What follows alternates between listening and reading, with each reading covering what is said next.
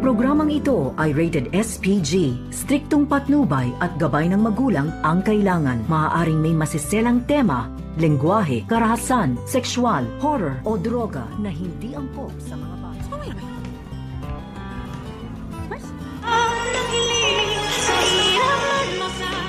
Narito na nga ang ating pagkaabangan ngayong Sabado sa Abot Kamay na Pangarap. Dumating na nga itong si RJ sa lugar na sinabi dito ni Moira kung saan nga sila magkikita at saan ilalagay ni RJ itong pera na kanyang dala-dala. At pati na rin itong sina Regan at itong si Nurse Karen at Nurse Evan ay dumating na rin sa sinabing lugar dahil kinakailangan daw ni Annalyn ng tulong, kaya naman nag-disguise ang mga ito. At kanya-kanya na nga sila na nakapwesto kung saan daw nila hahanapin itong si Doc RJ. Baka daw manganganib ito at mapahamak, kaya sinabi ni Annalyn kapag nakita daw nila itong si RJ at nasa critical ang lagay, kinakailangan daw nilang humingi ng tulong at sumigaw. Subalit hindi pa nga nila nahahanap itong si RJ. Samantala, pinaglalaroan naman ni Moira ang kanyang asawa na si RJ. Kinausap niya ito at dito na kung ano-ano ang mga sinasabi ni Moira kay RJ na paano daw kapag tapusin na lamang ni Moira itong kanyang ama at isunod itong si RJ.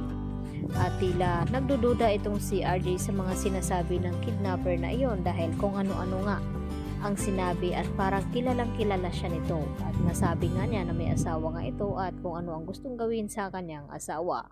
Sa kabilang banda, nakaalis din itong si Lynette sa bahay ni Carlos at kasama itong mga nang loob sa kanilang tahanan. At gulat na gulat naman itong si Carlos nang makapasok sa bahay na ganun ang sitwasyon na sobrang gulo at sinasabi ni Carlos na nilooban nga sila at dito niya na hinahanap itong si Lynette at wala nga siyang nakita doon samantalang narinig niya ang sigaw dito ni Harry at dito niya nakita at nagulat itong si Doc Carlos na kung bakit bugbog sarado itong si Harry at dito nga na ipinaliwanag ni Harry na nilooban sila at tinangay daw itong si Lynette na mga akit bahay.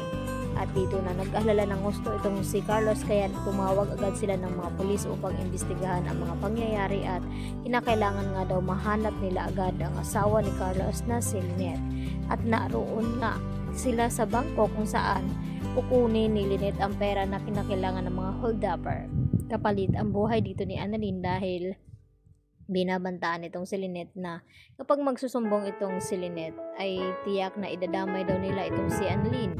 Kasamahan pala ni Dax ang kumukuha ng video habang nagkikita itong si Annalyn at itong si Doc Lindon Javier. At dito nga natakot itong si Lynette na baka mapano itong kanyang anak. Samantala dito naman sa kung saan nagkipagkita itong si RJ ay dito naman na nasa lubong dito ni Annalyn itong si Balahadja na nag-disguise bilang janitor at dito niya nga dinampot itong trash bag na pinaglalagyan ng pera ni RJ. Subalit hindi pa rin nakikita ngayon ni RJ ang kanyang ama na sinasabi ni Moira na nasa truck daw ng basura at bilis-bilisan daw ni RJ baka mamaya darating itong truck at hindi na niya maabutan ang kanyang ama.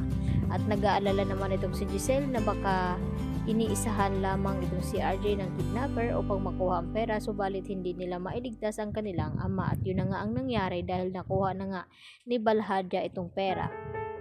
At dito sinabi ni Balhadja kay Moira na nasa lubong daw niya itong si Annalyn. At hindi lang yun dahil nakita dito nila Nurse Karen at Ivan itong si Moira na naka-disguise at walang duda na may pakana itong si Moira sa lahat ng mga pangyayaring iyon at sa lahat ng pagkawala dito ni Don Pepe. Kaya agad nilang inireport ito kay RJ dahil naisahan nga itong si RJ at hindi nakuha at nailigtas itong si Don Pepe. Kaya yan po ang ating abangan bukas kung ano magiging kahinatnan na nabisto na nga ngayon itong si Moira na may pakana ng lahat. Yan lang po at marami pong salamat. Bye-bye!